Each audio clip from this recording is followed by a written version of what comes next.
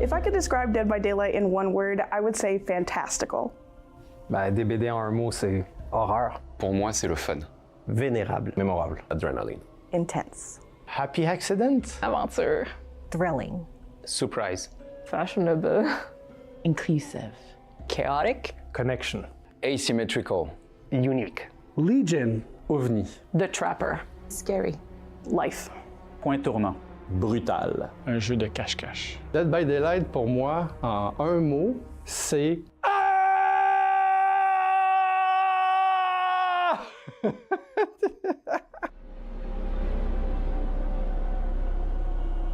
Alors Dead by Daylight représente pour moi mon quotidien en fait depuis 5 ans, des gens formidables avec qui je travaille, des utilisateurs exigeants et puis du fun tous les jours. Dead by Daylight means a lot to me because it isn't just a job, it's a phase of my life that I've been able to do a whole lot of stuff I couldn't do previously in my career. And a lot of that is due to the team being so community-centric on DBD.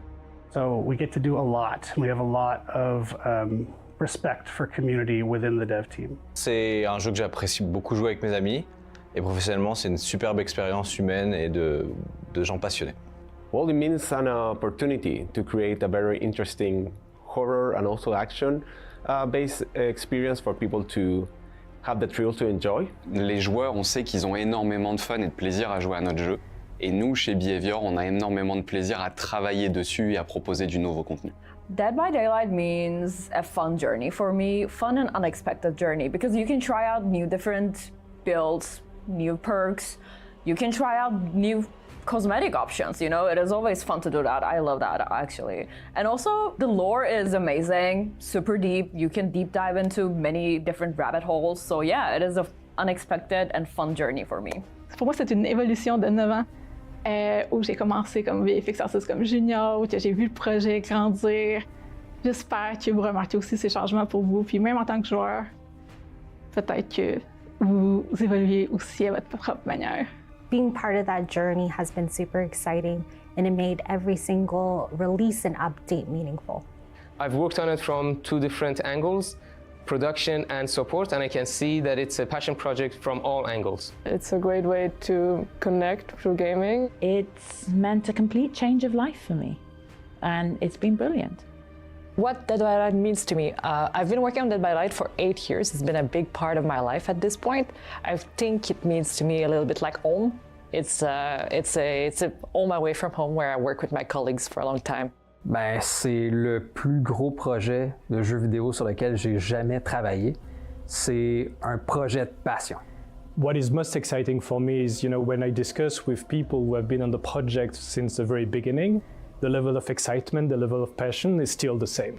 C'est un projet absolument intense, mais absolument fantastique. It's the unique cat and mouse gameplay, which I love in horror movies and which I love in this game. The only place where you can have all of these iconic horror franchises and unique horror characters coming together to live out your wildest horror fantasies. Over the year, I had the fantastic experience of witnessing a group of people going through multiple horror projects and delivering what is known as Dead by Daylight today. It was my first job right outside of university, and I've met so many wonderful people working and playing on this game. C'est l'accomplissement d'avoir un lien direct avec les joueurs. Je suis un énorme fan d'horreur et de jeux vidéo, donc c'est un honneur pour moi de travailler sur ce jeu-là. Meilleur job de la vie, quoi. Ouais, meilleur job à vie. C'est une équipe, c'est des collègues, c'est des amis, et c'est aussi la communauté, c'est vous. I think the most important thing to say, if I could speak to the community right now, is thank you. Thank you so much. We wouldn't be here for 10 years without you. Thank you very much. Thank you so much. Merci. Si je pouvais parler à la communauté, j'aimerais leur dire un grand merci pour tout ce qu'ils font, pour tout leur retour, leur feedback, et merci de nous permettre de continuer à travailler sur ce projet-là de nombreuses années encore. Have fun and remember that the killers on the other side, the survivors on your other side, if you're a killer, we're all just playing to have the best time. Let's just have fun, try out new builds, try out new cosmetics, try out every single thing, and again, just have fun. and try to survive, I guess. Or if you're the killer, kill people. Thank you so much for keeping the fog alive. It's because of the community that makes this game so special. Merci d'être patient avec nous, merci de persister, merci d'être là, nous rapporter les bugs techniques quand il y en a, nous rapporter vos expériences, vos joies, vos peines. On est là. Dead by Daylight, ça n'existe pas sans vous. On fait ce projet-là pour vous. Donc, merci d'être avec nous dans cette aventure incroyable. Keep being passionate, keep creating, whether it's fan art, cosplay, stream, all that content is really such an amazing thing to see. But also keep challenging us, right? We read the good and we read the bad, and we react on it, and we try to make it better every day. So do it respectfully, but keep doing it, and that's what leads us to improve the game on a daily basis. Thanks. There are so many of you that have over 10,000 hours, let alone 1,000 hours in this game. Your commitment to DBD is unbelievable, and we never forget that. To our community, I want to say thank you for your support and your love. We've been listening to you at Behavior. Our community managers are your voice internally. They're talking to the team, and we are shaping our priorities according to what we are hearing and all the voices that we are hearing from you. Thank you for giving us 10 amazing years of Dead by Daylight and for taking me off the hook every time I get hooked.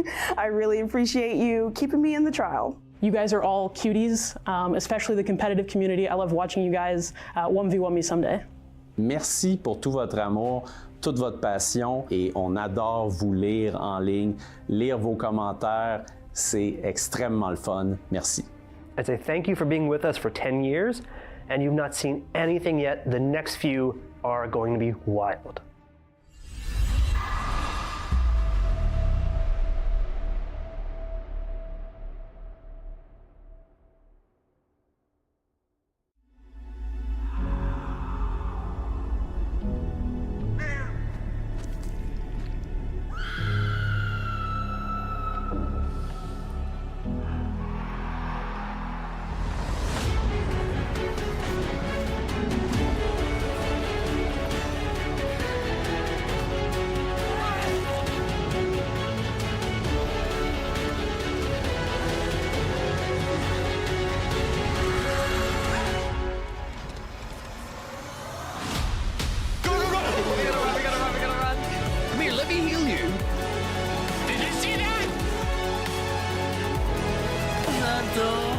This game? I'm scared! Oh my god! Nossa!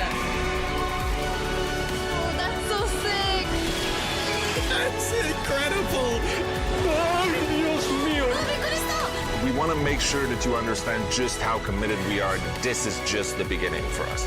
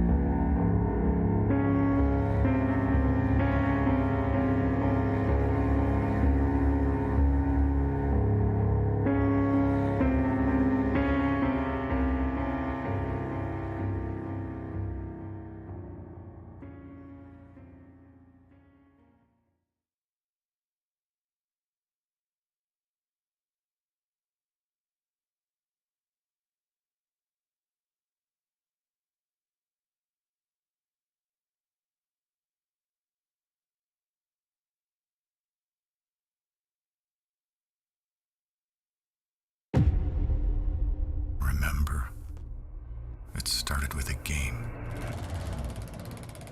And we all play in the dark. It's a ritual, a grand spectacle. And we celebrate. And celebrate. And celebrate. Until someone wins. And tonight, it's you. And now you're here. You hunted. You survived. And we celebrate you. You are the game.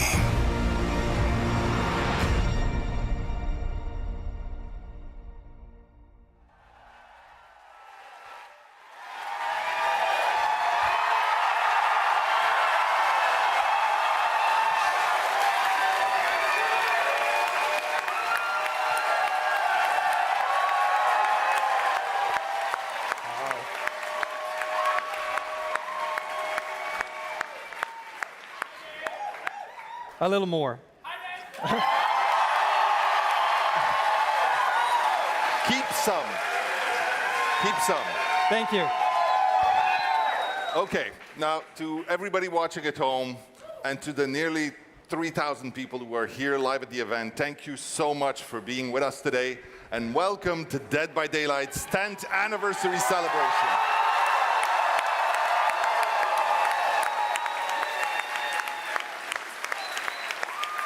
Now, I need to give a huge shout out to the fans, to the devs, to the whole team who made sure that this event worked. There's a couple of Catrins and Alex's and others that Marie-Claude who have been working very hard, and a ton that I'm not going to name, but seriously, people worked really hard to make sure that this was the best day ever.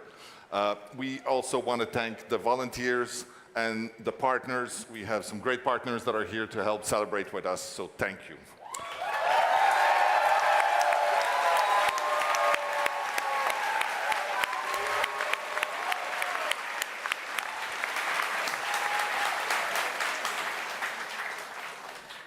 For those of you who don't know, I'm Mathieu. I will be your host tonight. I am thrilled to be here with Dave and Jose to start this celebration together.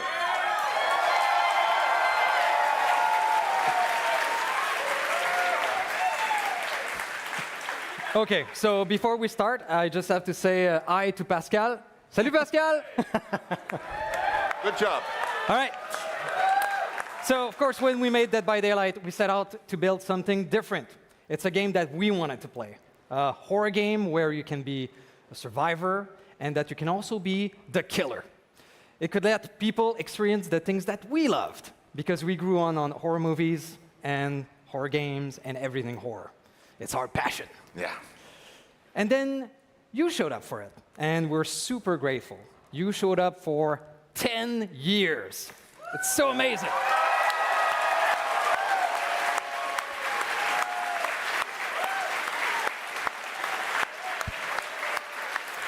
And you showed up today. With us in Montreal right now, we have players coming from 25 different countries. This is insane. This is a testament of how we grew over the years. We cannot express how much the moments we have shared with you today have meant to the team. It's deeply fulfilling. It's quite overwhelming, to be honest with you. And we hope that everyone here right now, and during the whole day, but also during the last 10 years, enjoyed this time as much as we did. Now, after 10 years, it is clearer than ever that Dead by Daylight wasn't just something that we built within the team. It's... What's happening? It's something we built together, with you. And that's the reason that it worked. Now, the content creators, the streamers, the cosplayers, the artists, the fanfic writers, it's true. Don't forget those.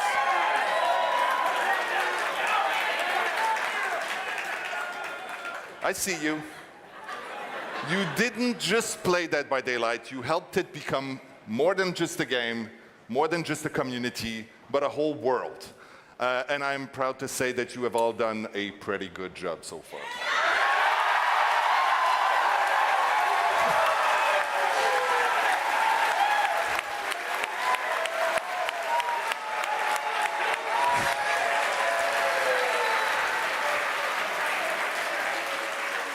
And today was a perfect example of that. For everyone watching at home, here's a look at what we got up to today here. Oh yeah. Beautiful skyline of Montreal. This is absolutely amazing to have everybody here with us. Thank you so much for joining us. There were some gaming stations where we showed the new independent games that we'll be helping with. This was one of the highlights. Some people took amazing pictures in the claws of the entity. I hope everybody managed to grab one of those Maurice plushies. People came to play the game because, you know, that's what we're here for. Our team at the immersive department of behavior created an awesome wall of killers also for you to enjoy. I hope you took some great pictures.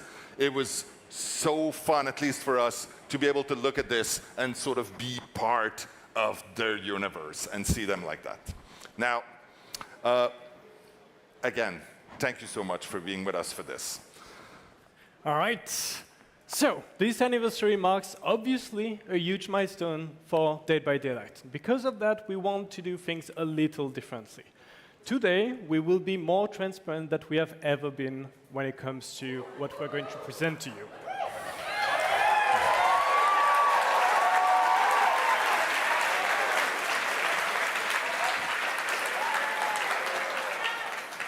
It will be a bit less about deep dives and more about celebrating what got us here and where we are heading next. So, okay, we know that you can't wait to know about all the future stuff, but we will kick it off with a look back and fun behind the scenes about the earliest days of Dead by Daylight. Then we'll show off some amazing upcoming content for the next couple of months, but also for the whole year. But, you know, we'll also keep some surprises for later because we love to surprise you and to delight you. And then we will close things out with probably the biggest endeavor we've ever made in the history of our game, and one we're hoping that will shape the next 10 years, at least, of Dead by Daylight.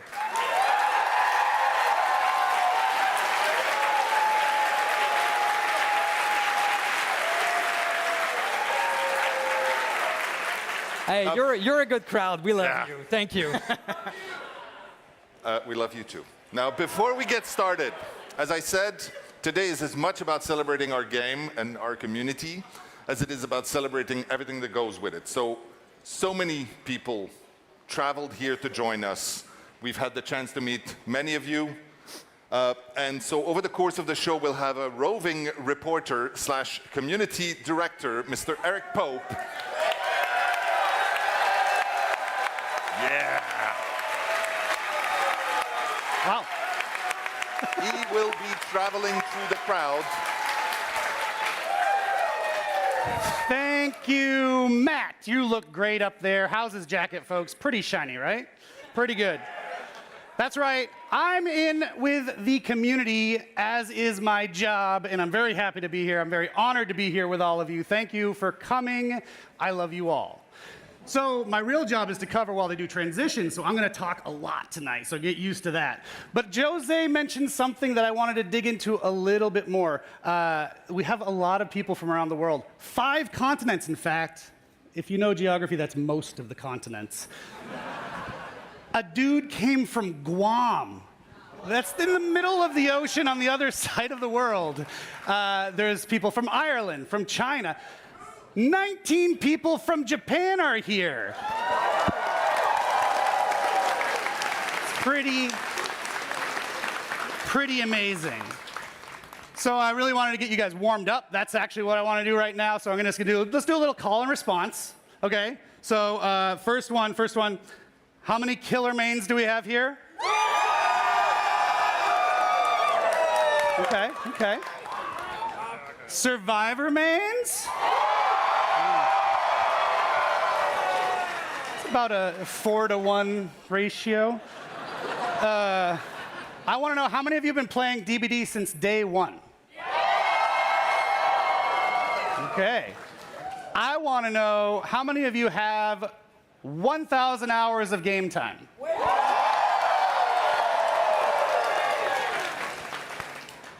Here's the tricky one. How many of you have over 10,000 hours of game time? What? All right. Before I hand it back to Matt and the gang, I wanted to bring on one of our friends, your friend and mine. Come here, young man. Come here. Hi. How are you? Thank you, Eric. I am joined by the lovely Otsdarva. I'm going to be grabbing folks throughout the night to chit-chat. So, 10 years of DBD, you've been around. What has it been like to watch it grow over the years? Well, it's a great coincidence because I also started making videos and streams about 10 years ago. Amazing. And it started with me in a room doing things in a really clumsy way. And now I've come a long way, me, my community, my content. I get to hire editors, 3D modelers, artists, and do things that honestly blow my mind. And I feel like the game has also come such a long way as well. Like, I remember when this game had trailers that were voiced by Matthew Cote, and when half the dev team was on the live streams, and we did not give them a minute of peace back then. Did you see that he took it back? He took his catchphrase back. Can you believe that? Yeah, no, we were waiting with anticipation. I don't think we got to play the hack rematch, but I will bother you about that. Snap. You know, maybe for the next year. But it's been a lovely, lovely time, and I'm so proud of the community and for everyone that's built it. Absolutely, and you and so many more have been such a huge part of it, and that's what we're here tonight celebrating. So, Otz, thank you. You can sit and enjoy the rest of the show.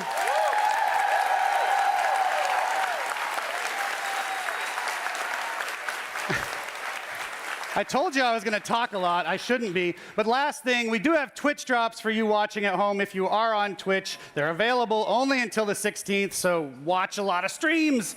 And then one last thing, I don't know if they have an asset for it, but we're doing something cool starting on the 16th. You can get a Jason Twitch chat badge and a DBD chat badge. We've never done that before. I want to know what you think of it. It's going to be fun. All right, I'm going to shut my mouth now and hand it back to Matt and Dave and get back to the show. Thank you, everybody.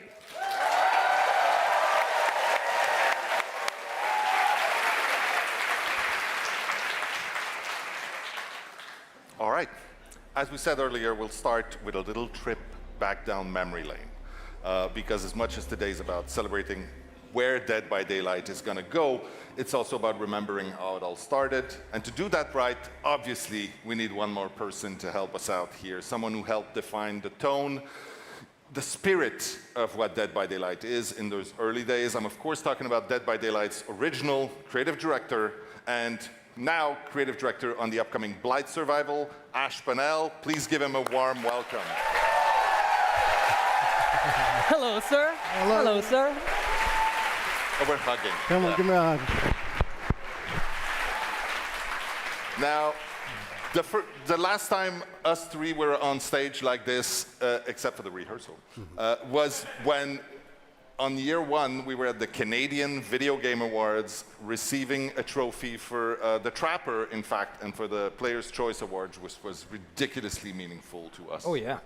So it was really cool. It was amazing. But that was not the first time we'd worked together. We may not have worked much in the last 10 years together, up to the build-up of Dead by Daylight, but we'd always worked together, but all of us in different ways on different projects. And really, like, where does an idea like Dead by Daylight come from? It comes from, it took us a long time. Like, this may be the 10th year since its launch, but it took us many years beforehand to get to that point. With you, today we're celebrating the 10th year anniversary of DBD, but for us it's like 16? 16. Something like that, yeah. It goes back to a little franchise we were working on about a very naughty bear. Yeah. Come on. And we were doing a multiplayer game mode, and me and Dave were working late into one night, and we were doing a mode called Jelly Wars, which involved 3 bears being hunted down by Naughty Bear. They had to do it, and really it was kind of the very inspiration for making this asymmetrical horror game. Sounds a lot like DBD. Yeah. I mean, it really was, and it was super cool. And it took us years from that point to then keep building momentum.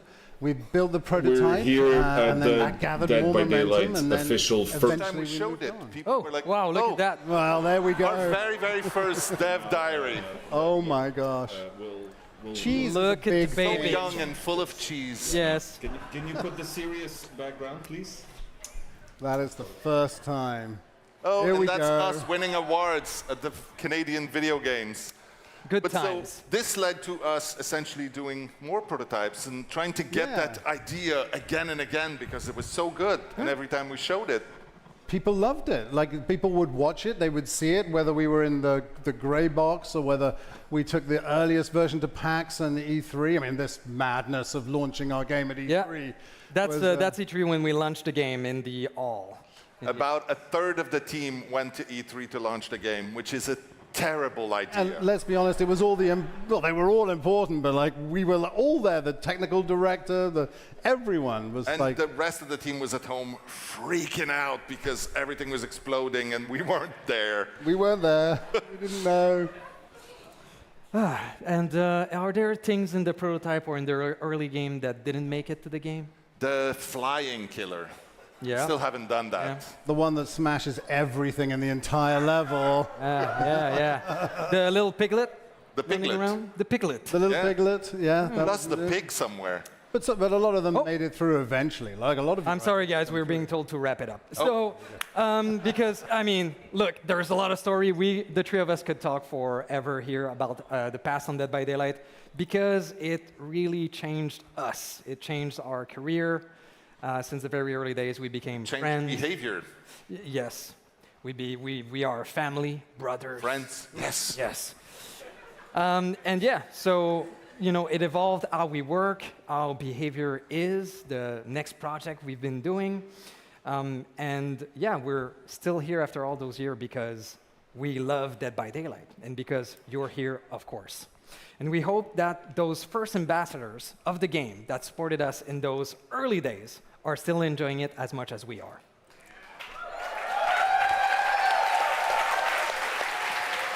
Now, so much of this success we're talking about is, of course, thanks to the mysterious evil only known as the Entity. Now, it is the true secret sauce of Dead by Daylight. And the Entity doesn't just create horror, it collects it. And it's given us a chance to really do what we do and to go and gather legends from everywhere around the horror world in one very special place. So from FNAF to Stranger Things to Alien, Sadako, Resident Evil, the list goes on. I'm curious. Since we're all here right now from the beginning, let's just name our favorites. Of course, I'll say Halloween because he was our very first one, and he's the first one that came in. And then I'll go Nicolas Cage because that was crazy. So good. For me, I mean, it's no surprise. It has to be the Naughty Bear Trapper skin. Good choice. I can't not. Yeah. Naughty Bear 3, am I right? Yeah. Okay, so for me, it has to be Silent Hill. Absolutely. I played this game so much. It was an inspiration to me. And as a second choice, it would be our next upcoming chapter, a legend that we tried to have for so long. It's a character we always wanted to have. Yeah, and he always belonged here. So let's take a look.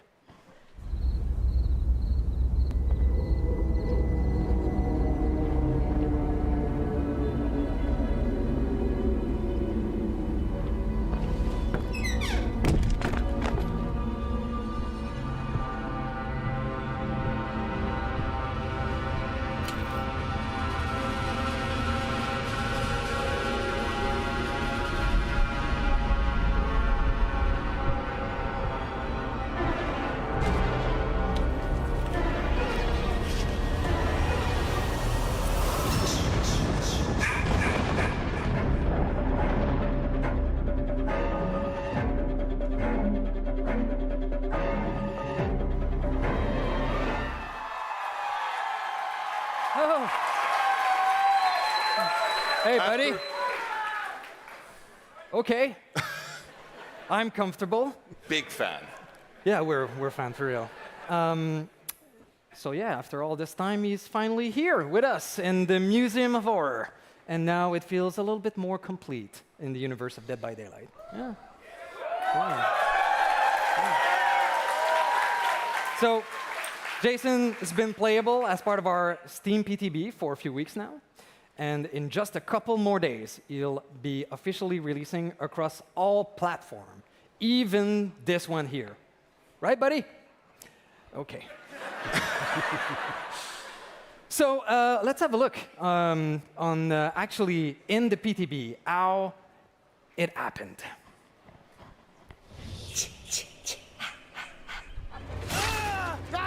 Gotcha with that two-tap! Oh, clean! A 15-yard throw. Can he throw it again? Jason also has a secret Mori. No way!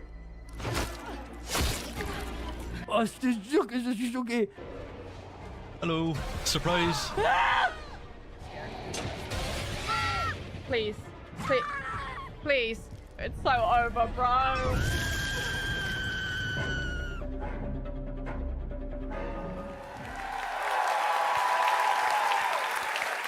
We're back.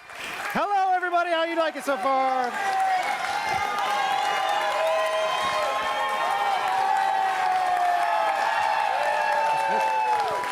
Well, bye.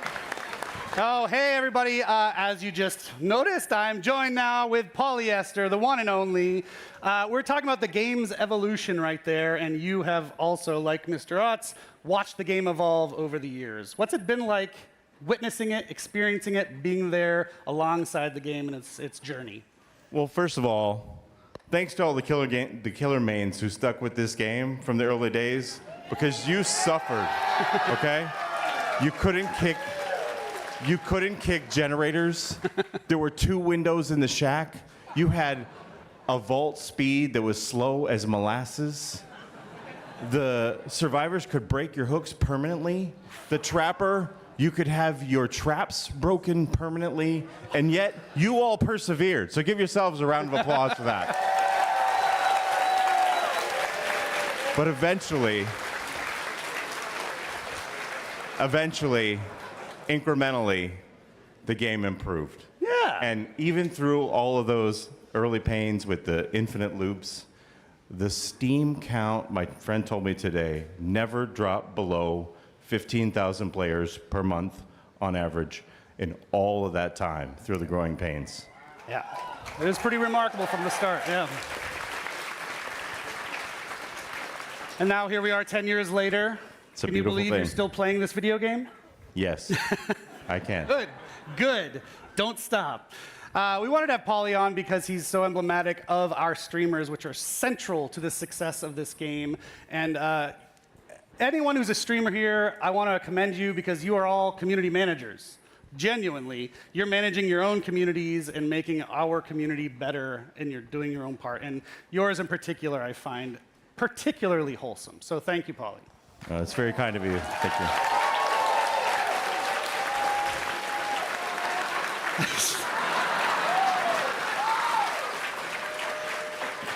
Jason's everywhere. How does he do that? I was in an elevator with him today. He was wet. He was moist.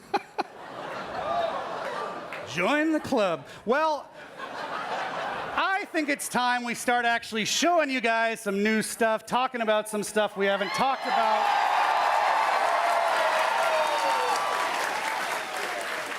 Pauly, do you like movies? I love movies. Well, I think it's time we give you a little more info on a little movie about Dead by Daylight. Back to you, Matt.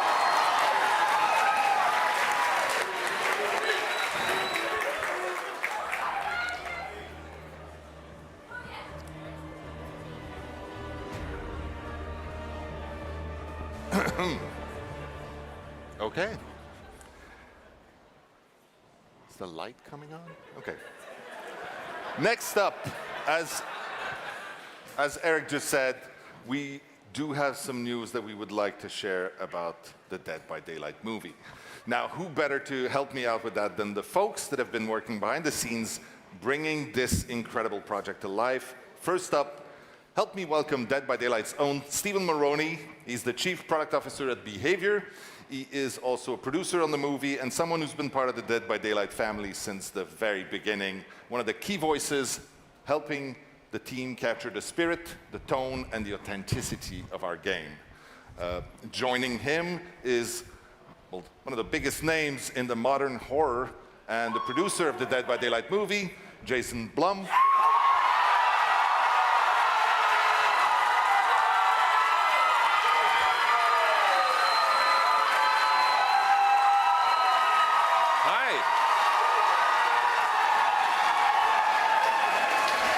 I'm coming. Have a seat. Is it on? I'm coming here every day. I mean, this is amazing. Thank you very much. That's so nice of you guys. My day got so much better. Thank you. Thank you. Thank you for taking the time to join us. So, Stephen, we announced the movie a while back, but we haven't really discussed any of the details too much publicly. Can you kick things off by reminding people where we're at with this? Absolutely. On the production side, as you know, we're lucky enough to have teamed up with Jason Blum and James Wan from Blumhouse Atomic Monster. We have a script in place, penned by Alexandre Aja and David Leslie Johnson McGoldrick. Aja is the filmmaker behind Haute Tension and Crawl, and David Leslie wrote The Conjuring 2 and The Conjuring Last Rites, making him a longtime collaborator.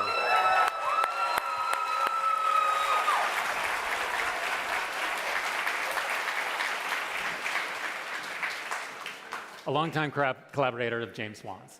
We could not be more excited by the story they've crafted for us. Now, we are obviously, oh yeah, okay, I'll let you take a picture, it's worth it.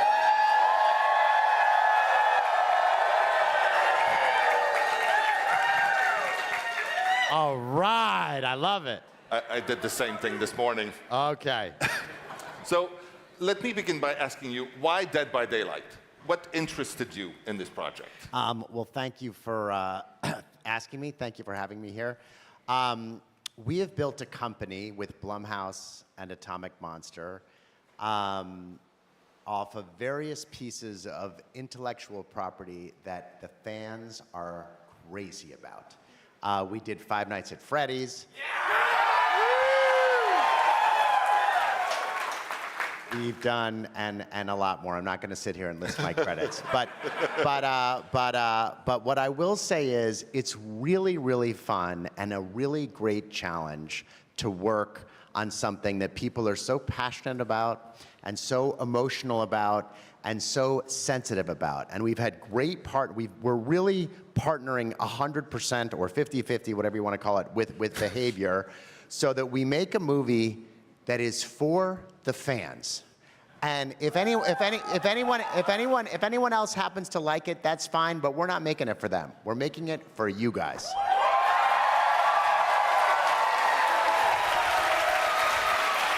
And so you're gonna really help us as we go along, not make any mistakes, and we hope this is one of many, many more to come. And we're really pleased that Behavior has not trusted us because, like I said, we're doing it together, but enlisted us to work with them to make a movie you're gonna love.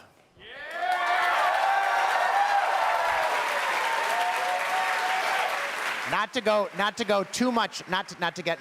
give you too long an answer here, but I think where Hollywood has really made a mistake is coming into projects like this and saying, oh, you know your game, but we know the movies. And we took the opposite approach with Scott Cawthon and Five Nights at Freddy's, which is like, you know Freddy's, and we're gonna help you realize what you think the perfect movie would be.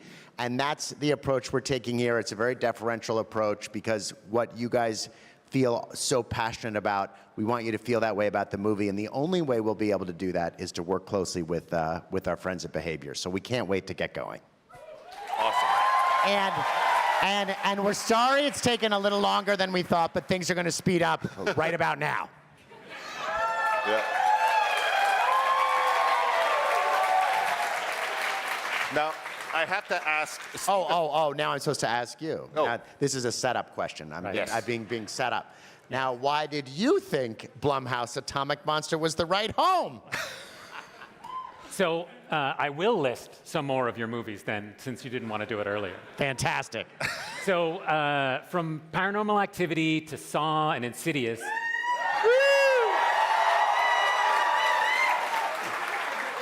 Your track record is one with real staying power, which is exactly what we wanted from the studio that's adapting our game. With Five Nights at Freddy's, you took a beloved game and turned it into a cultural horror event for the entire world. For Dead by Daylight Partner, that's the credential that matters the most. And you didn't rest on that track record at all. This year alone, Blumhouse Atomic Monster put two of the biggest horror films of the year into theaters at the same time, with Backrooms and Obsession. Yes!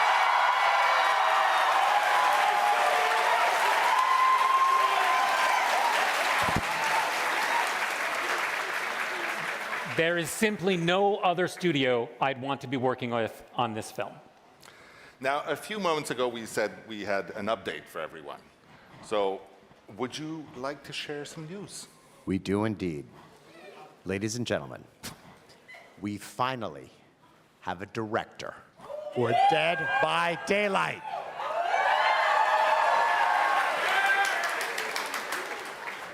So we're really happy to be partnering with this filmmaker. Our game is one that's rooted deeply in atmosphere. And it was our goal to find someone with a distinct visual style who's also a master at conveying the dread and tension you'd feel when you're playing Dead by Daylight. Here's a quick peek at some of his work.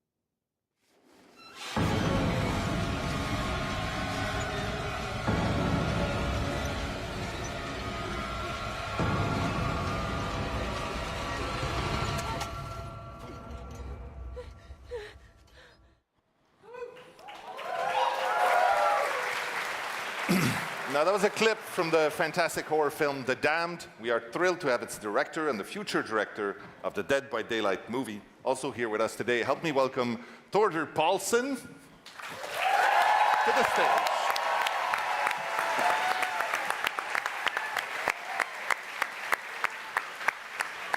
Thank you so much for joining us. Now, everyone here, we have had our own experiences with Dead by Daylight. I would like to start by asking you about yours.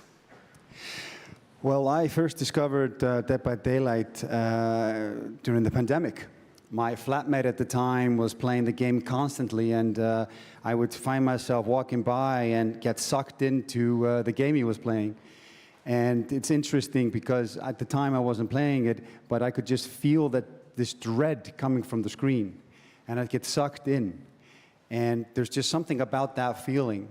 And he would constantly drag me back in, and I'd play it. And what struck me about the game was how cinematic it was. And I was constantly waiting for something horrible to happen. And as a filmmaker, that really connected with me. And there's just something about the way that the game creates dread. It's very unique, and that's what drew me in initially. Thank you. Now,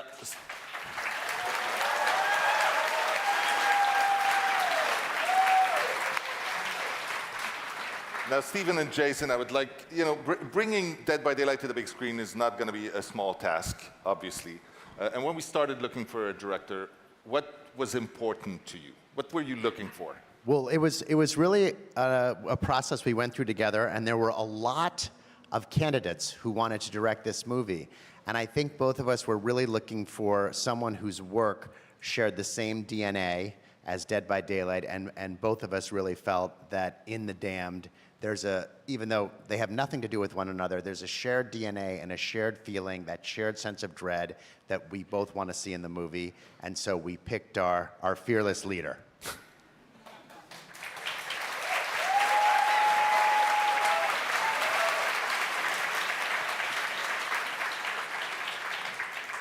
So for me, it started with the haunting beauty of The Damned.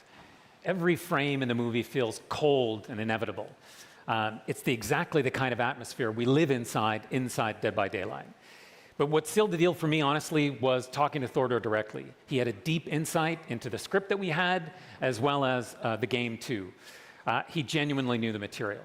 He didn't just show up with a surface level pitch, he put in the work, and that's what told me that he was the right person to lead this. Now, Thordor, I know it's still early days, but can you give us a little inkling of what this world will look like through your lens?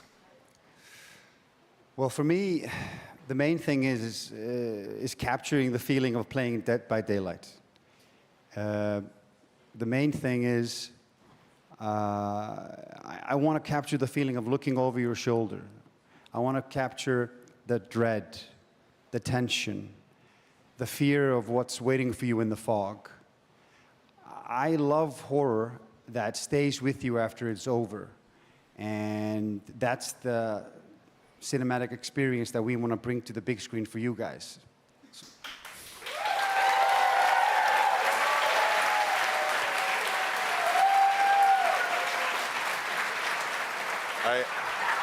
I think I speak for everyone here when I say that we cannot wait to see what you'll put on the screen for us.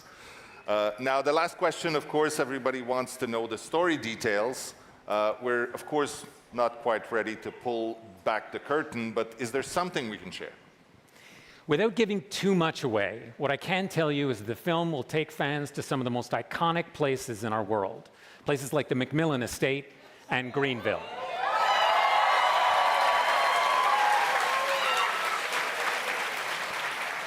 And you can look forward to seeing some of your favorite faces in the fog, recent fan favorites, and original characters that started it all.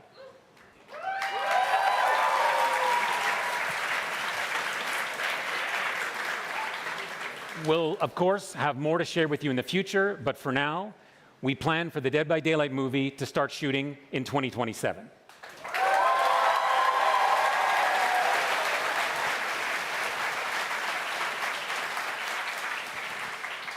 Until then, thank you so very much for all three of you for joining me here and for joining everyone to share some of this. And thank you for coming to celebrate with us.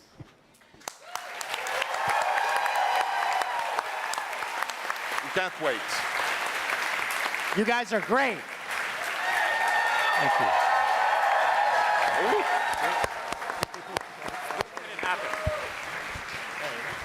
Thank you so much. Take it away, Eric.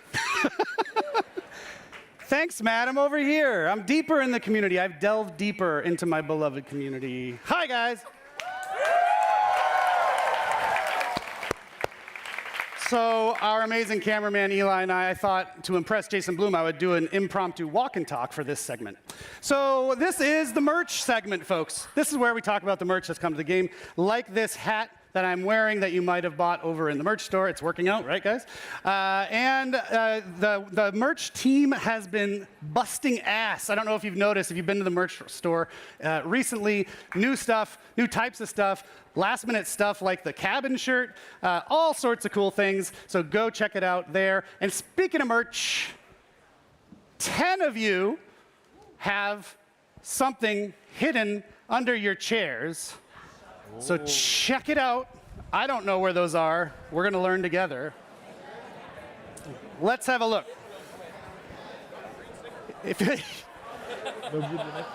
Huh? Anyone? Anyone? No? I see one hand up. Yeah, yeah. Earlier today, I got to sit at a talk show desk, and now I've got my Oprah moment. Things are going great. So head over to the merch store if you want to check out those hats that they just got under their chairs. And now we're going to hand it back to the dev team to, yes, start talking about some new stuff, some reveals, and big surprises. Take it away. Thank you.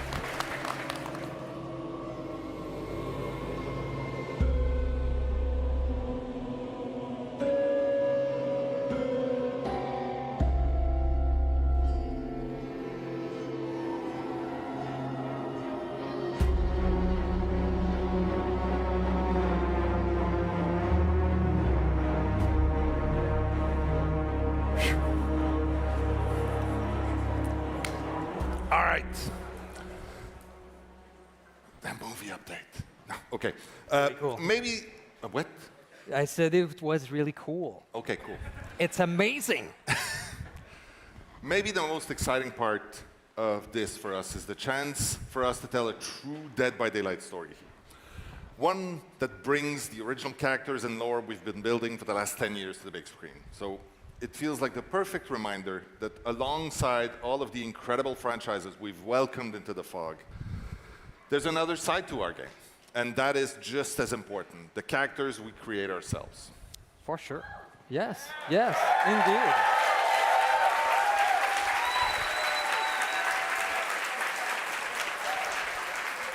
So the things that scare us have so much to do with where we're from. The stories were told in the dark as kids, of course. Early on, it became incredibly important to us that those stories and the places they come from were represented in our game in a meaningful way. Yeah, over the years, we've made it a priority to develop tools, habits, and most importantly, a perspective that lets us reflect different groups in our game with authenticity and respect. Not always, we've made mistakes, but we own up, we learn, and then we do better. Now, from the Oni to the Krasu and everything in between, representing different cultures throughout the world, we know that the world of horror is very, very wide, and that's one of the best parts of this job. I'm very happy to say we're going to do that again. Yeah, and we hope you love when we explore different folklore and cultures of around the world. So for our anniversary chapter, of course, we have the amazing, iconic killer Jason, but we also wanted to have a survivor. And so we'll be following Jason with the release of a new, unconnected, original survivor coming out on June 25th. Let's take a look.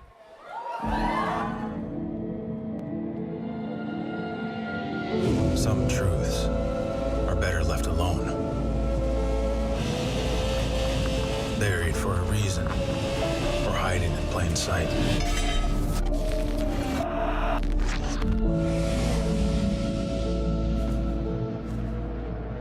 But sometimes, all the truth needs is someone to come looking for it.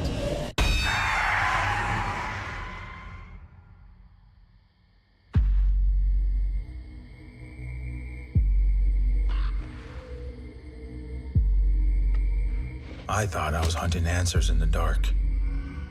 Maybe the dark was hunting me.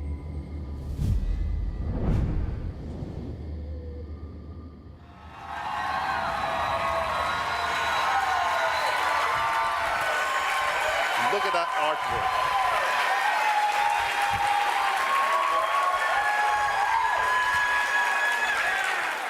Yeah, that's what it's all about. Thank you. It shows that it's worth it. Yeah. It's a lot of fun. Thank you. So the survivor's name is Shane Wigwas, and he represents an important first for us at Dead by Daylight. He is our first ever indigenous character.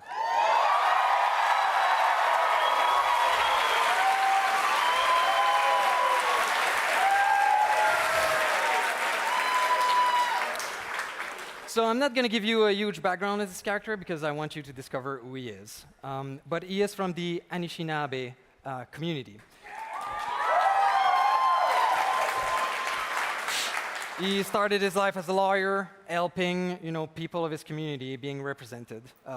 And something horrible happened to him, of course, because it's Dead by Daylight.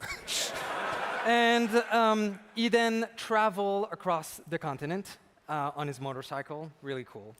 to help other First Nation community around the Americas. And so until he eventually has been taken by the fog, of course.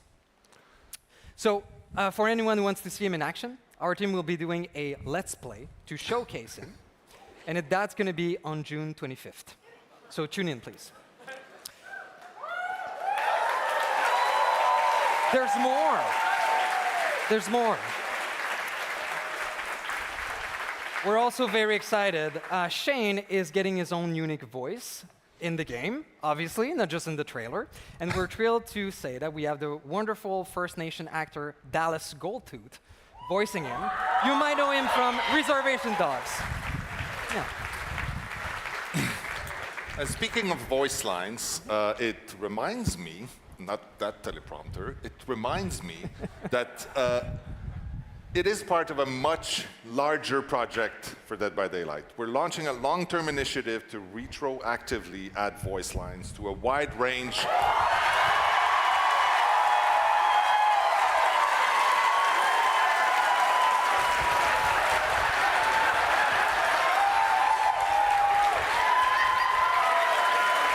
He's happy. That's the biggest one yet, I think. Yeah. It's exciting. To a wide range of our original characters that didn't have that. So we'll be able to bring their personalities to life in a whole new way. With a roster this large as we have right now, it will be a slow rollout. It's going to start in the next year or so. But it's a big step towards making Dead by Daylight feel more alive, personal, and connected. So we cannot wait to get started. Okay.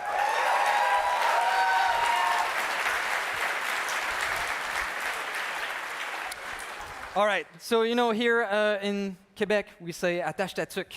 When attache ta tuque, get ready because there's a lot of stuff tonight. And so we will continue here with something that really represents the anniversary well, and that's the grimoire. So if you haven't heard of the grimoire, I don't know, maybe you live in a cave under a rock. It's been a very cool chapter to build. You know, with the team and you, hand in hand, you were able to vote on shaping this whole chapter. The result is a chapter that explores themes completely new in Dead by Daylight. It was planned just a little bit, but we're glad you chose this one. So you voted to make a divine killer, which you named the Judgment. Something beautiful, but also terrible. Seeking to cleanse the world of its definition of sin. So we should have a cool concept, yeah.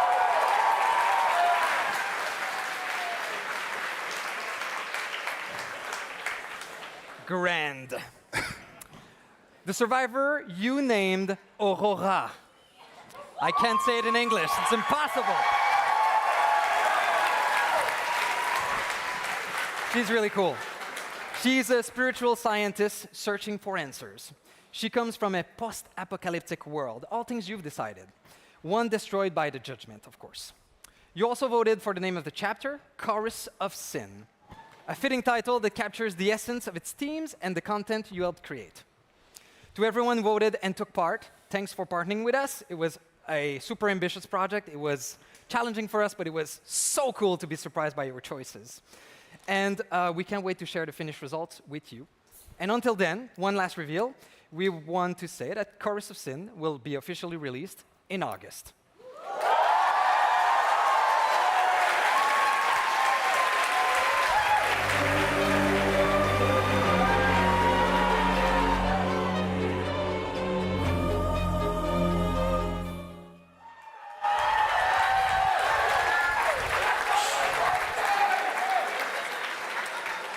Now, okay, back in 2024, about 12 years ago, we took a bold step exploring the world of Dead by Daylight alongside supermassive games with the casting of Frank Stone. Shush! You don't know what I'm gonna say. Now, not only did we get an opportunity to take a detour from the typical Dead by Daylight gameplay to deliver an experience that's focused on the narrative, but it also let us explore a story outside of the fog for the first time. And so the moment it launched, one thing was clear. You wanted more, mainly to see us follow up Frank Stone's origin story by having him take his rightful place in the entity's trials.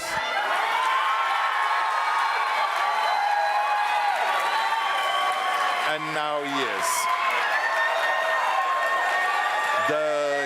The casting of Frank Stone is coming to Dead by Daylight as an official chapter.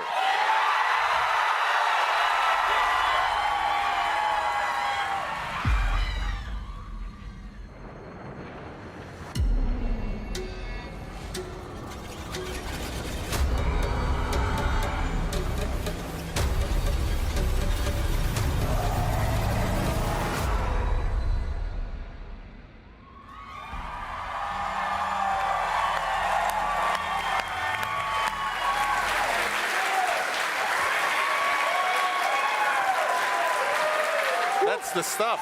Yeah. All right, so let's continue with more awesome stuff. So now we want to talk about a brand new map coming to Dead by Daylight in December.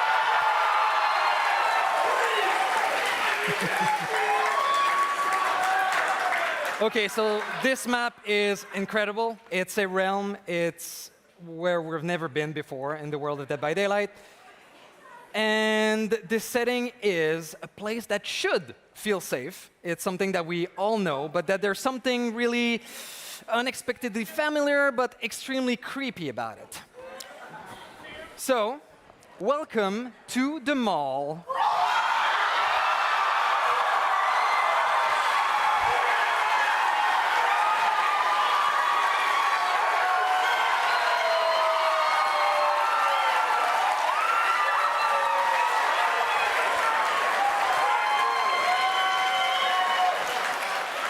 Oh, Dwight, why are you in there?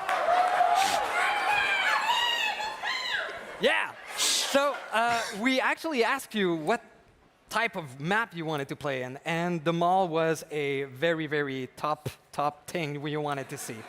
And the other top thing you wanted to see are liminal spaces. So we thought to merge the two together. So the mall will have this visual style, this visual interest of your typical map, a typical mall, but very creepy and rich and filled with that liminal space goodness that we love. So it's a very interesting map, and you'll see, because it is an interior, of course, a mall is interior, but the level design team really designed it like an exterior. It has a lot of verticality, which creates something truly unique and something that we've never experienced before. We are also taking this opportunity of this realm to be able to add a little bit more lore about some of our original characters or older characters. So the mall is going to be about one of Dwight's trauma.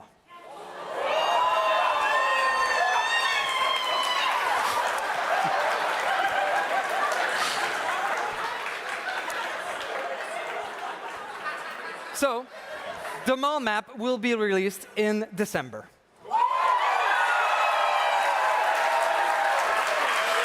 Okay.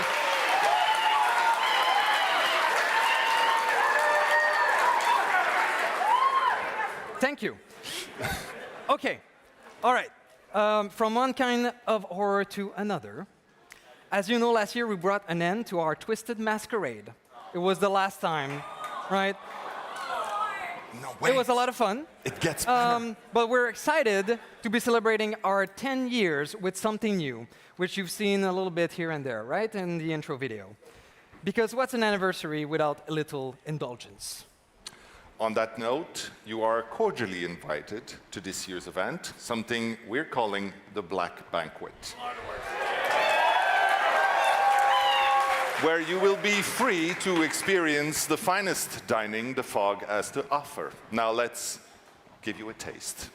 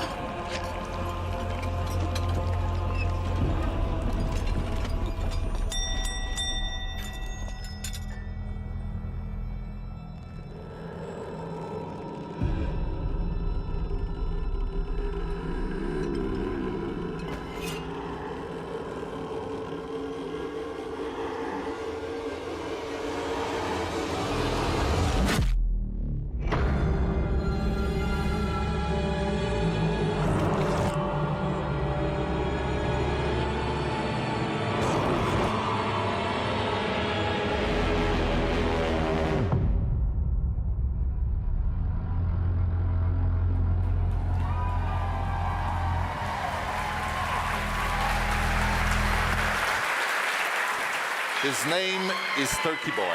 Yes. Well, we don't know if that's his name. We'll Okay, let these that's people what I call him. decide how Turkey Boy is called.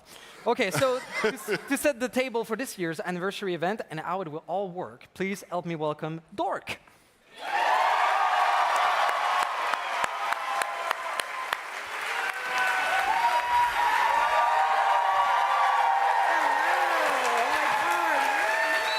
Hello, and thanks, Dave. Yeah. I love you too. But I'm working now. Thank you. And we're all excited to be kicking off a new anniversary event theme this year. And as you can probably tell by now, the Black Banquet is all about food. Finding it, devouring it, and if you're the killer, tainting it, poisoning it.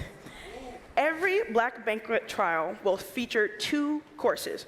A main course that sets a unique global effect for the entire trial, and a dessert phase that kicks in late in the match and gives new buffs. Survivors will gather and combine food for team bonuses, while killers will be trying to corrupt the feast, poisoning the food and the objects around the map. And I've gone against this. It's a lot. There's a lot of more depth and nastiness that you can expect in this event, so if you want a full breakdown, just tune into that Let's Play that they were talking about earlier on June 25th, but here's something to get you hungry for more. So, yeah. Obviously, we'll get at some point deep into the lore of the Black Banquet, but the only thing I can say right now is that it's a formal affair. So you need to suit up, right? And of course we do, because the Black Banquet collection is part of the event and the perfect way to celebrate.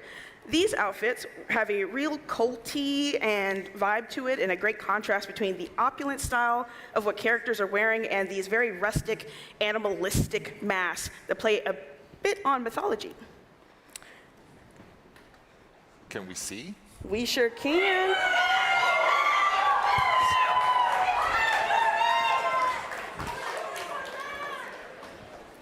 Oh my goodness. I really love that already. Cannot wait to get it for myself, so add it to my account. Okay.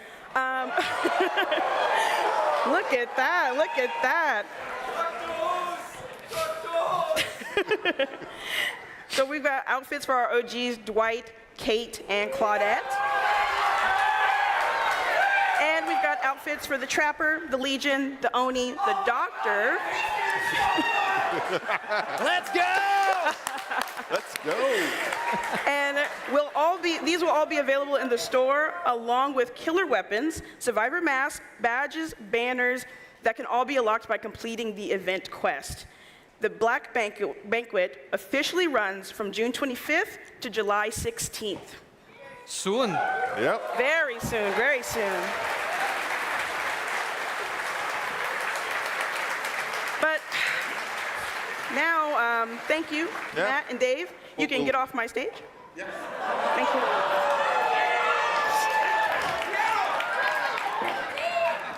So we've been talking a lot today about the story of Dead by Daylight throughout the show, and we can't ignore a part of that experience that's grown far beyond what anyone could have ever imagined, and that is our collections. And who better to chat with me about that than someone who's been instrumental to this process and shaping the look of Dead by Daylight for many years. That will be one of our associate art directors, Sarah Robinson.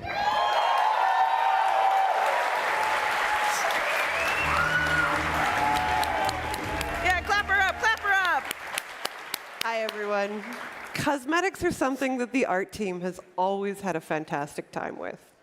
And like you said, this part of the game might have started simply, but over the past decade, it has grown to include over 5,000 cosmetics. Yeah, it's pretty insane. For our licensed characters, it's a way to show off their different eras, revisit their iconic looks, maybe for us to create a few new ones. And for original characters, survivors, killers, outfits are a way to learn more about who these characters are and explore the what-ifs of their lore. But for you guys, this is a place for you to connect with our characters and how they express themselves in the game.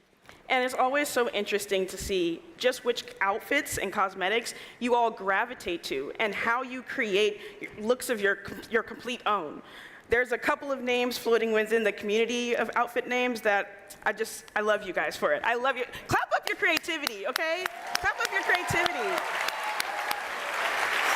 Especially because, yeah, you all deserve it. Especially because we have such a variety of different collections, something that I'm sure the team is super proud of. Absolutely. For example, our most popular original collections are Waterfront Massacre, probably not a surprise. Our beach collection, and so that's our beach collection. Cozy Break, I think you're also familiar with that. Tricks and Treats, Holiday Horror, our Halloween and Christmas collections especially. We're also excited to be rolling out some new original outfits with the upcoming Rift called Sunflesh, featuring an ornate desert-themed collection. Let's take a look.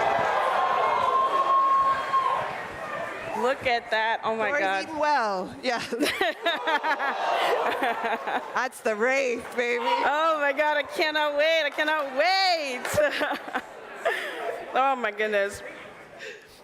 So coming with this Rift, we've also got some gorgeous community-related outfits. Let's take a look at some of the concepts the team and the community have worked on for these collections. Let's take a look at Fang. And the Knight.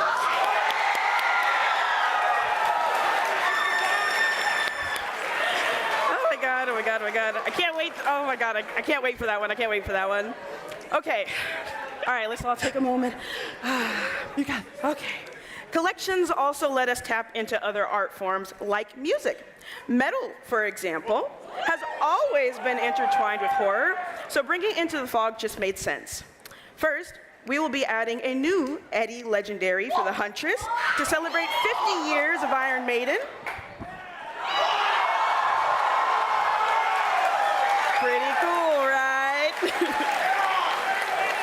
And finally, we'll be expanding that metal theme with a new collaboration and collection releasing in, wait, I have to pull this back.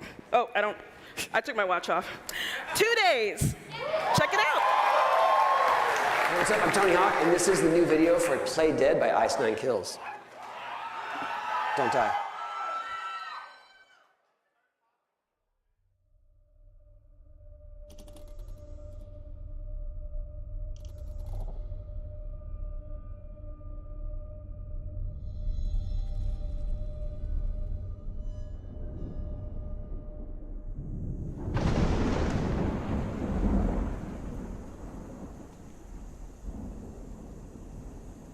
Can you feel the darkness? Feel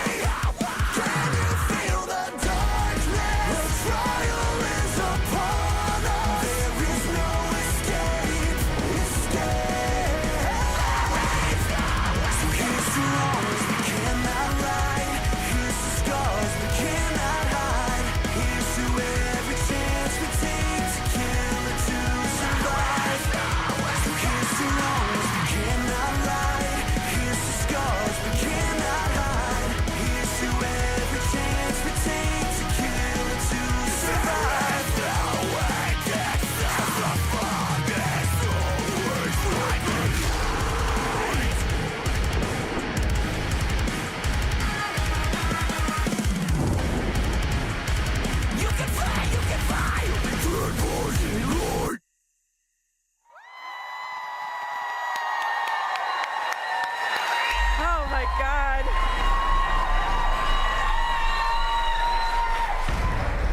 Oh my God. Tony Hawk? Tony Hawk? Oh my God, yeah, so make sure to tune in to on their channels for more behind the scenes for that amazing music video. We're huge fans of Ice Nine Kills, Spencer Chanras, and the band are masters of blending metal and horror movies. The new Ice Nine Kills collection will feature band t-shirts for Jeff, Kate, V, Yoon Jin, Meg, and Dwight.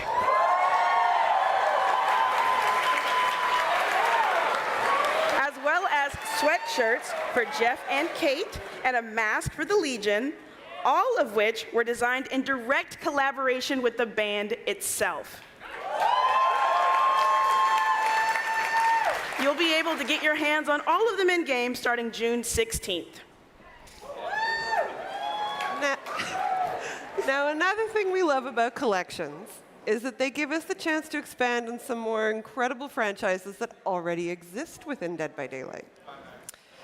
Taking these worlds and watching them grow inside our own is always exciting. When it comes to that, it's hard to find a set of survivors that are more perfect to exist in our game than the ones from The Walking Dead.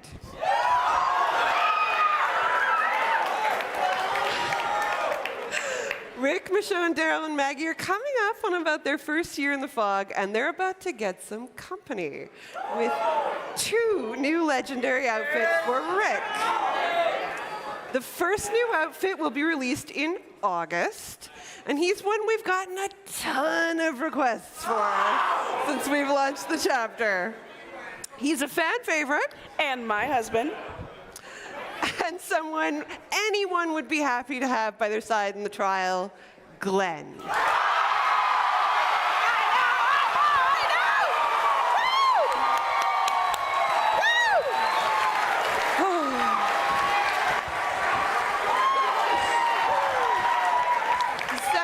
Legendary outfit comes out next year and introduces a character that will bring a very specific energy to any campfire featuring the other Walking Dead characters.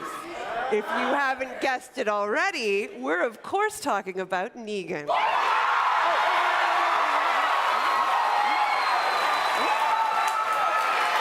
tricked you. We're gonna have more to show on that soon, but 5 Walking Dead characters in Dead by Daylight opens the door to more interesting dialogue and interactions, including moments like Glenn and Maggie reuniting in the fog. That brings a bit more of their world into ours, and I'm living for it. Another license that we love having in Dead by Daylight, and has always felt like home in the fog, has actually been that of Silent Hill. And just like The Walking Dead, we're not done exploring it yet. And at the end of this month, we'll continue to expand the Silent Hill universe in Dead by Daylight with a new legendary for Cheryl. The new Silent Hill legendary outfit will transform her into Shimizu Hanaku from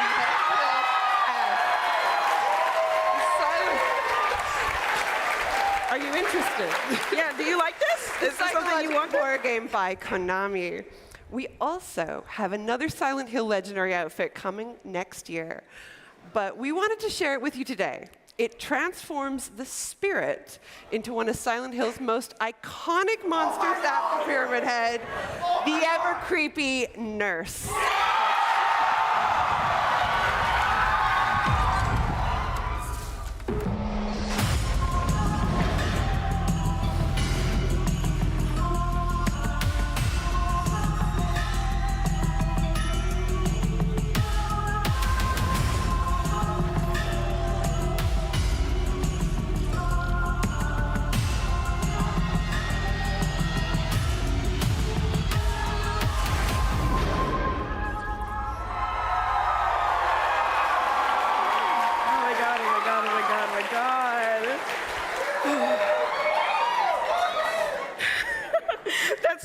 Different sides of Silent Hill coming both to Dead by Daylight and, oh my goodness.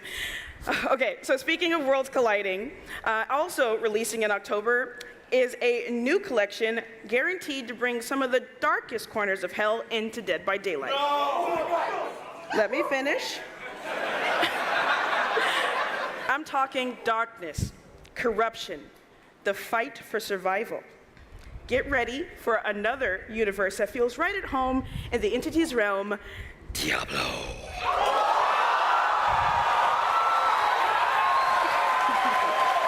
I'm glad I got to do my demon voice.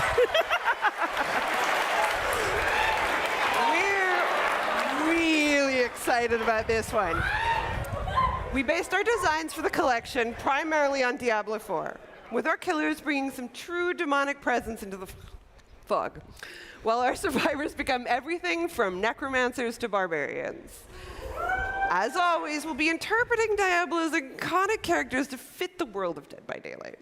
That said, we worked really hard to deliver lots of little details that you'll be expecting for these characters into the game. So we're hoping they'll make fans happy. And maybe we can show you the first one. You want that? Yeah. Lilith.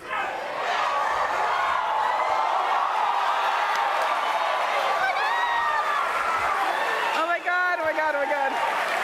Oh. And it's Lilith on the artist. Visceral legendary for the artist. Yes, yes. Oh my god.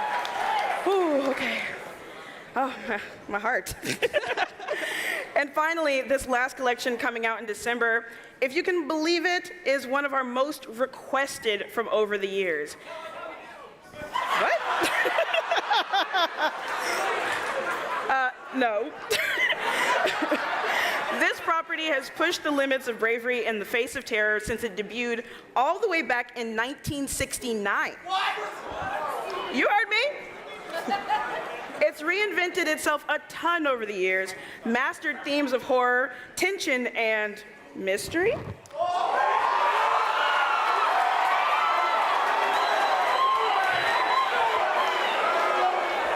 taught us that the real monster might just be hiding in plain sight. And sometimes that monster is a guy in a rubber mask.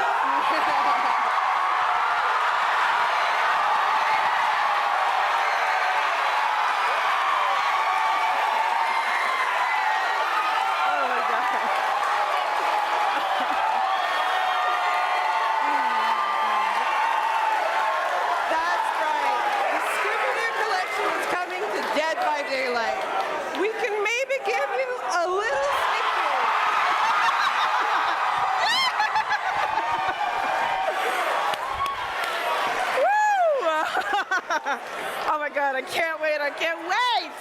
Oh my God. So thank you, Sarah, for giving us all of that amazing information. Can y'all thank Sarah?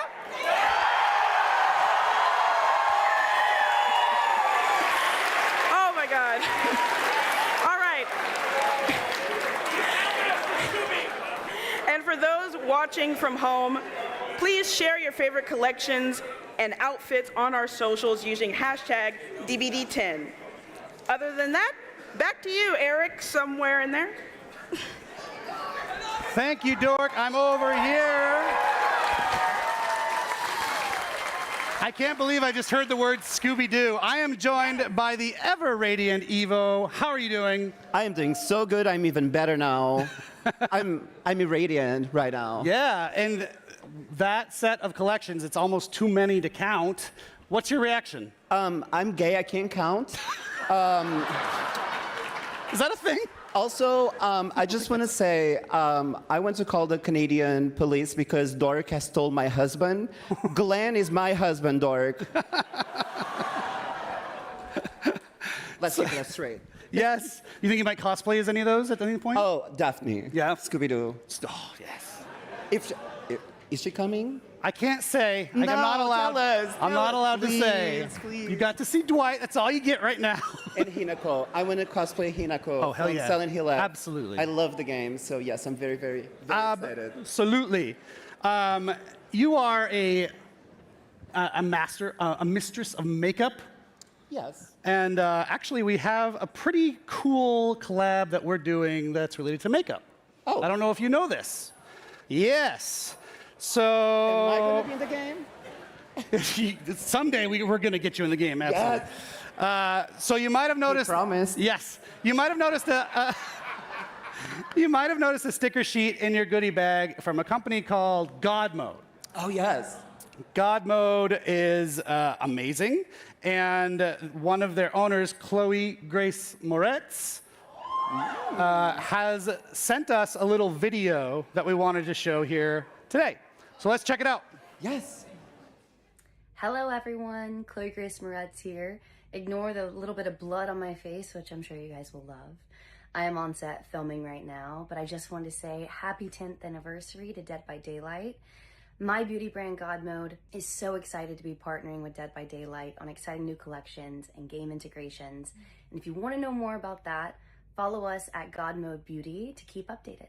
Enjoy your day and have fun. Yes. From God Mode to a goddess. Yeah, I worked on that. That was really cool. Oh my God, no. So check that out. There's gonna be a God Mode collection coming later. We'll talk about that in a little while down the road. But we need to keep the show rolling. And our next segment, I hope you're gonna like. It's with Nathan Sellin from Behavior. He has some things he's cooked up in the indie game space, the indie horror game space, that I think you'd like to hear about. So let's bring Nathan up and see what he's cooking. Thank you so much. You ate that. Thank you.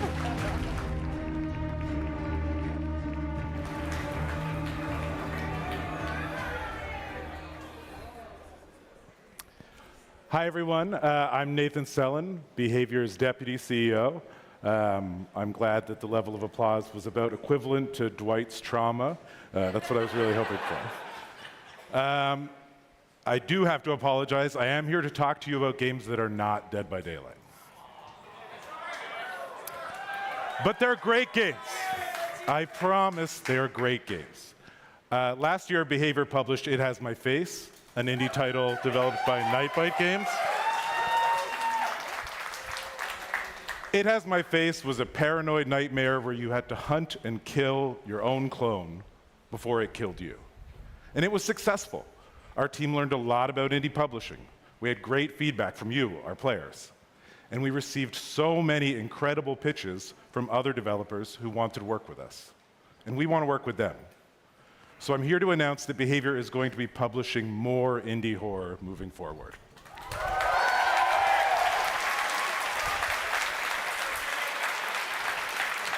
Yeah. I'm going to share 3 new games with you in just a moment. But first, I want to talk about why Behavior is doing this, why we're indie publishing at all. And there are really 2 reasons.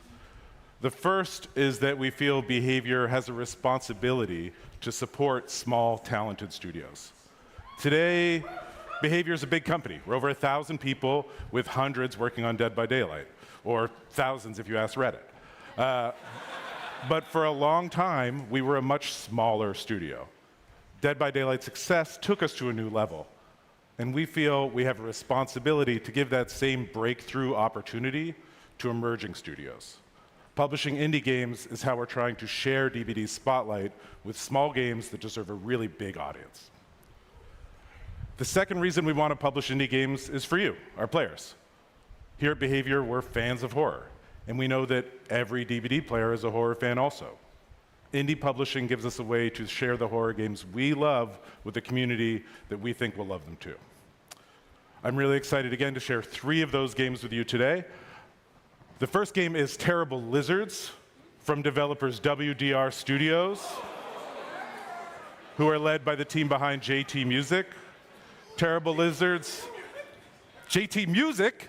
Yes. Terrible Lizards is coming to PC and console, and we're co-publishing it with Digital Pajamas.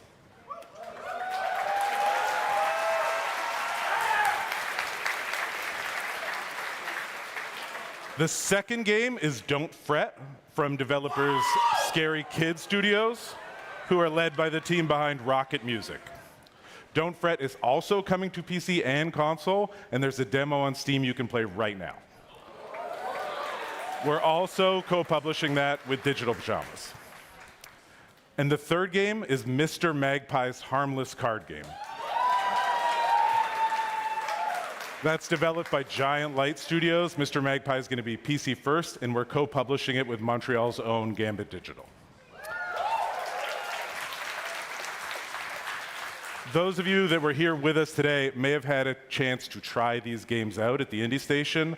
I'm not going to waste any time trying to describe them because these trailers will do a much better job.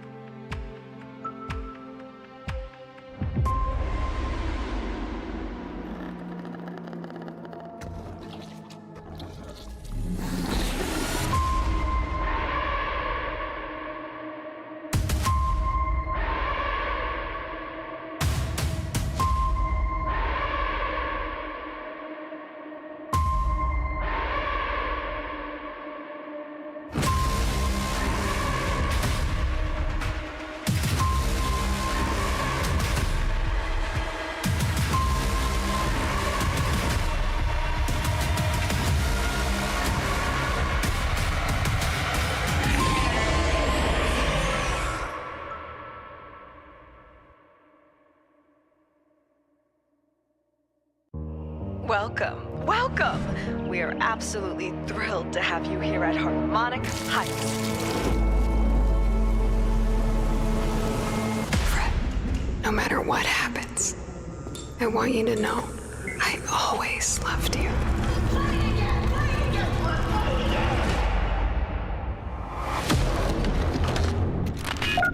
Hello? You're in Harmonic Heights, Fred. The school. Things always look strange here. Oh, Fred! I was wondering when you'd finally find time to pay me a visit. The only way for a student to leave Harmonic Heights is the winter recycle. Scattered around the school are talent canisters, each containing the very essence of brilliance and potential. What are these things? I don't know, Fred. Nobody does. You've given me no choice! You made me do this!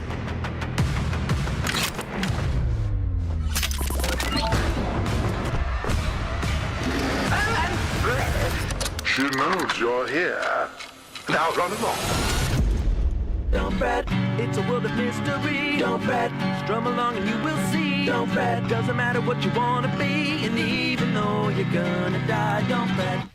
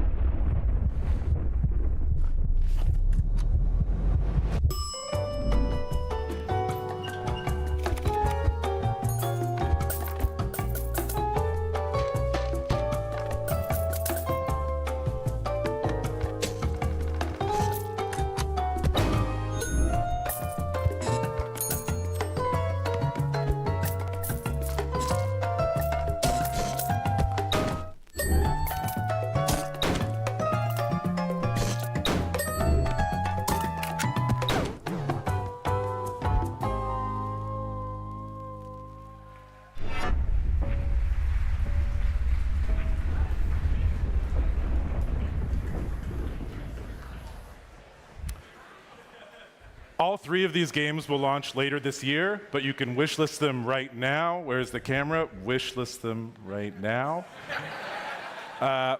With It Has My Face, we encourage players to try the game by offering them rewards in DVD. We're going to do the same thing for Terrible Lizards, and Don't Fret, and Mr. Magpie. As the game gets closer to launch, there they are.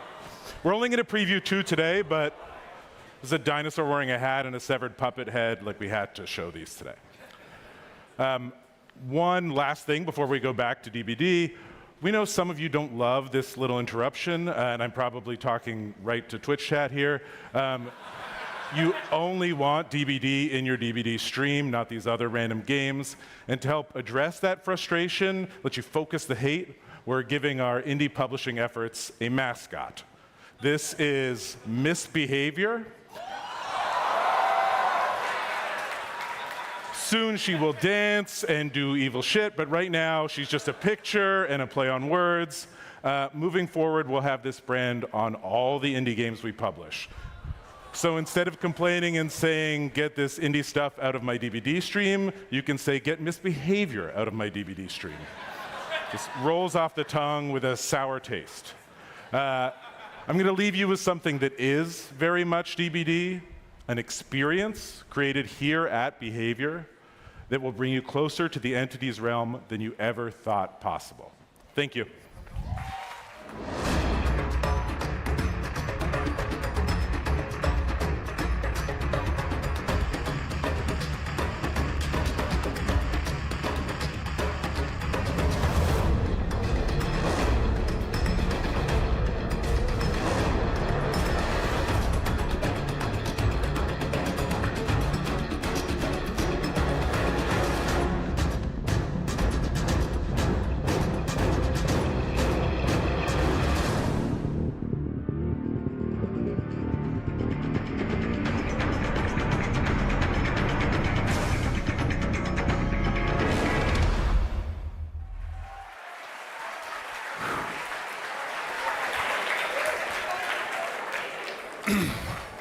Okay, so as we've said many times over the course of the show, Dead by Daylight exists because of you. Yes, because the time, the energy, and the passion you've invested into this game over the past 10 years. Now, when it comes to the future of a game like ours, that's been around for as long as we have, there's always one question people ask us. In fact, it might be a question that you have on your mind right now. When's Dead by Daylight 2? Now, the answer is, we're not doing that. No.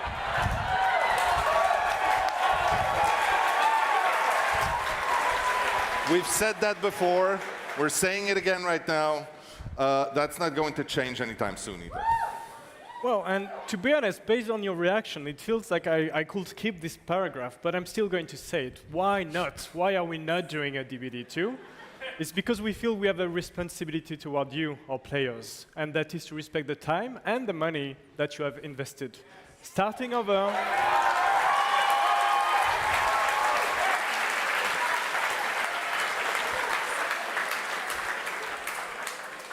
Starting over will mean leaving too much behind, and that's not a trade we are willing to make.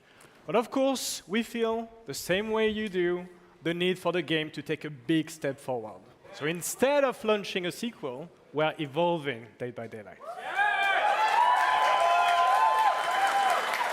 Okay, I hope you still have some gasps in you and some whoo and ah, because it's going to be quite a bit at this point, okay? So we just don't want Dead by Daylight to continue, right? We don't, I mean, it's great, but we want it to grow into something that will make the next 10 years as exciting as possible, bigger than the first 10. We want to strengthen our foundation while opening the door to the future. Most importantly, we want to create the best possible experience for you on the long term. All right, so we are going to start actually with a few disclaimers, because who doesn't like disclaimer? So, so today, first thing is, we are going to share things much earlier than we usually do. This will be an ambitious update, probably the biggest in the history of the game. It will release more than a year from now, so it is early. Why are we talking about it now? Because we wanted to be transparent about the direction we are taking, in order for all of you to be able to react positively or negatively, and to share your concerns if you have any. One thing to note as well is that this update that we're going to talk about is being worked on by a dedicated team working hand in hand with the core team. So we are not going to slow down the content and the features and the experiences that you are going to have on Dead by Daylight.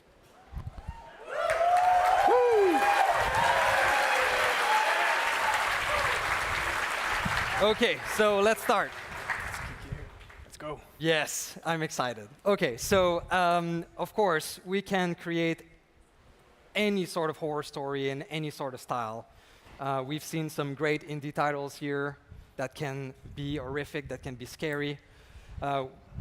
2016, a long time ago, Dead by Daylight didn't look as it looks today. And we have ambitions. We want to create a world that is looking amazing, that push the horror further. We want to push the look and feel. We want to make it more immersive. So what we're looking into is not just an evolution of, it's not just a coat of paint. It's also making the trials of Dead by Daylight something even more interesting, to a level that you never felt before in our game. So here's a quick breakdown of what we're focusing on right now, okay? So I'm not sure when the assets are going to come here. It's some work in progress. So we start with new character model. We will be reworking the faces of our characters so that they are modern.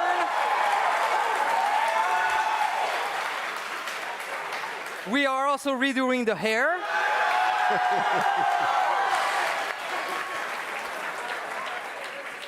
Yeah, look at that.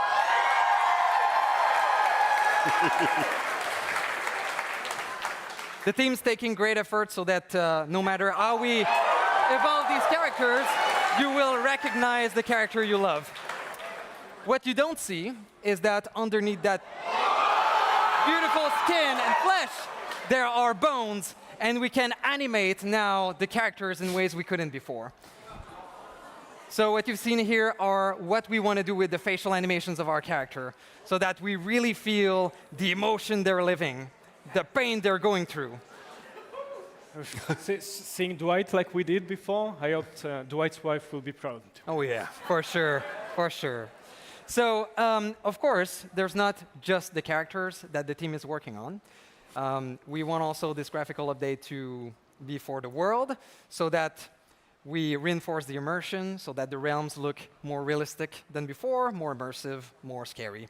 For some of you, maybe you've seen that we had a cameo in Scary Movie 6. If you've been in the theater. Which is pretty cool. There is a little sneak peek of what we're working on in there. It's not CGI. It's actually from the game, and it's actually from what we're working on right now. So let's have a look. We have some stills from maps we're working on right now.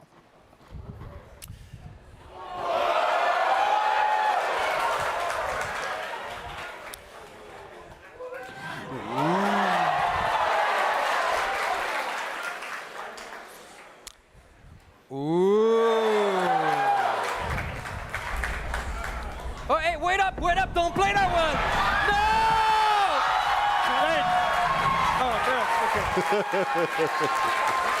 Okay, so you've seen it's gonna look better ambience, but the really, really cool thing is that it goes beyond that coat of paint, right? It is introducing new mechanics. So we are proud to say that we are working on a dynamic weather system. And here's a sneak peek of it, yeah.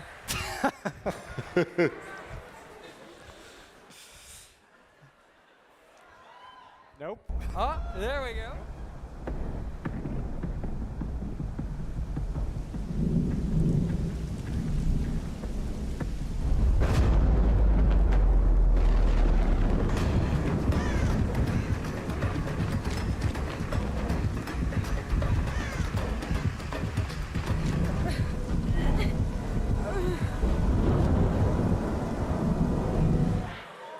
Okay.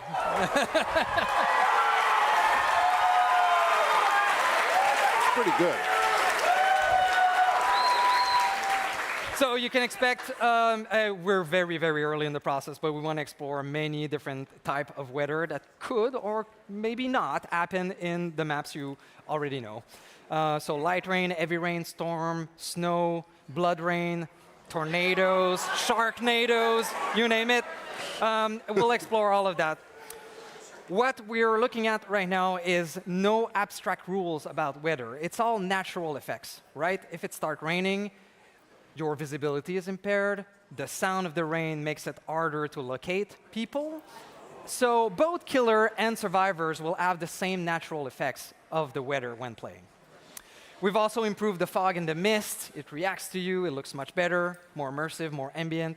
We're also taking great care for our most important character, the entity, to be present in a more meaningful way in all of our realms, so that you don't forget it exists and it's there to eat you. Of course, with all the great visuals, we're also reworking the audio system to systems that react more naturally again. So how you would expect a sound to travel, go through a window, be stopped by a wall, stuff like this, be dampened by a carpet. These are kind of things that we will add to the game. Sorry. Yes.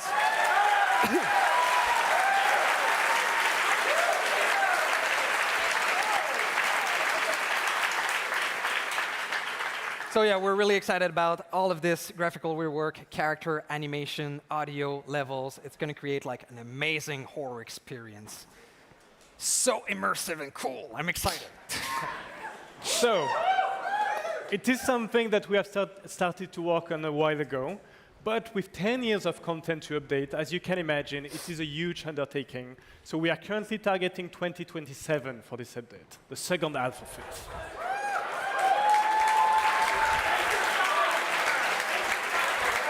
I love you. All right, so beyond how the game looks and feels, a key area for us to focus on is the gameplay experience and how to refresh it a decade later. So something we want to do, and we have wanted to do for as long as we can remember, really, is to give you tools to be able to create new things. So in addition to the visual update, we will officially be opening up Dead by Daylight to what we call sandbox modding.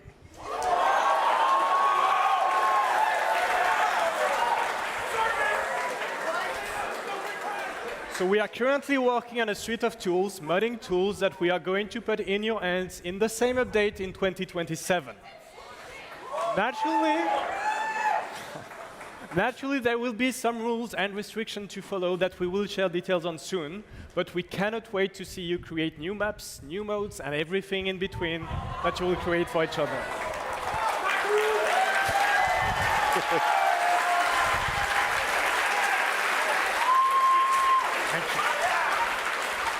All right. And of course, in addition to the sandbox modding, we of course want to keep adding new experiences ourselves. Over the past few years, new modes like Lights Out, Chaos Shuffle, and especially 2v8 has been highly popular, and we want to do more. So the first one, early 27, will be a brand new 1v1 experience for Dead by Daylight.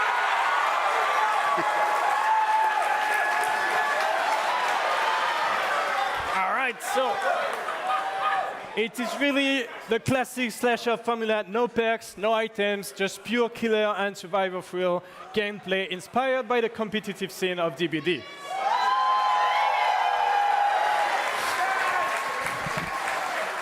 Matches will be best of 3, with players getting to play each role within a round, and the scoring will be based on how long they survive. It's fast, it's intense, and the early feedback we got on playtest has been really positive. It's finally this symmetrical version of the famous symmetrical horror game you love. So as Jose explained, we want to create all of these new modes for you. And one thing that is in R&D all the time and that we're exploring is ways to offer horror scenarios that the 4v1 format doesn't allow us to do. So when we imagine horror movies, sometimes it just doesn't fit that mold. So there's tons of that, but the one that we're really excited about right now, still in prototype, and we want to show it to you today in a very, very, very early stage. You're going to see it's not even in the game engine right now, is a zombie scenario, zombie mode. So I'm going to explain quickly what's happening here.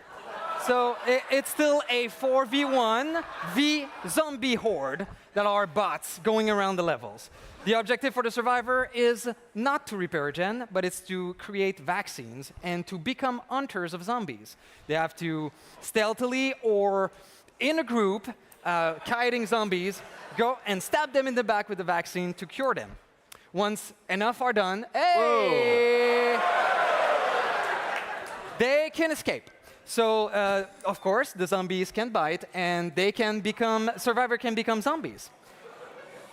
So that's also pretty interesting. As a survivor that's a zombie, there's some actions you can do. The DBD twist here is that, of course, there's a killer around as well. The killer's objective is not to kill and put on hook anymore. It is to transform every survivor in zombies. They can use their power, whatever it is, to infect them further. And then they can also help the zombies by guiding them around so that they infect survivors faster. So it's been a pretty interesting one to test. Yes.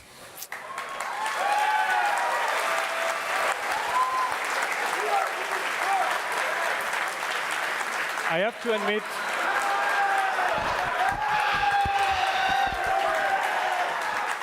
admit, I really like the low poly version of our characters. Really neat.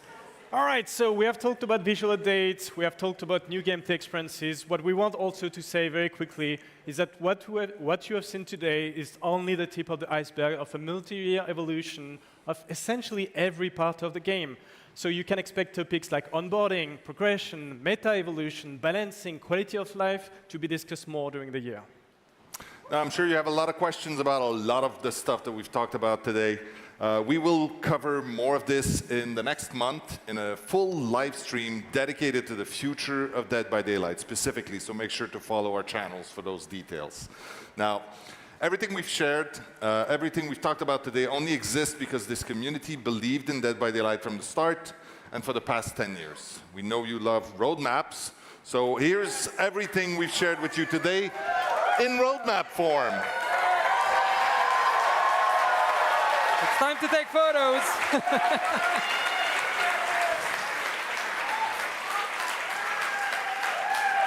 There's so many things in there, so many squares. All the things. Too much. We're doing all the things. Yes. Now. All right. So as we wrap up today's show, it is hard to not be humbled by all the places this journey has taken us.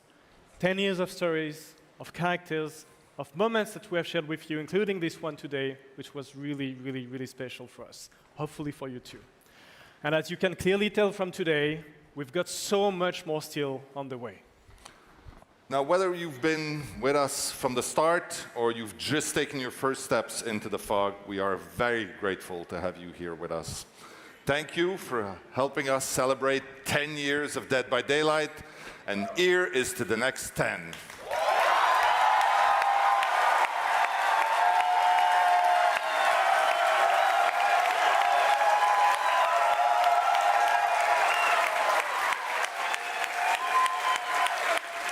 Now, before we go, I need to give a huge shout out to everybody who made this possible.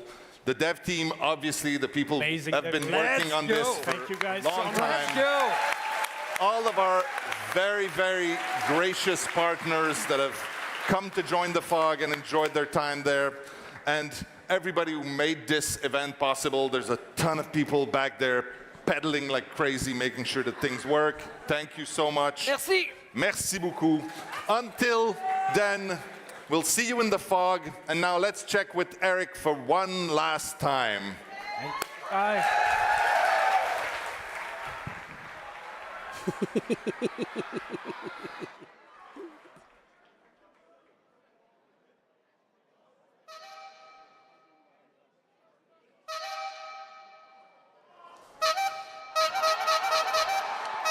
All good.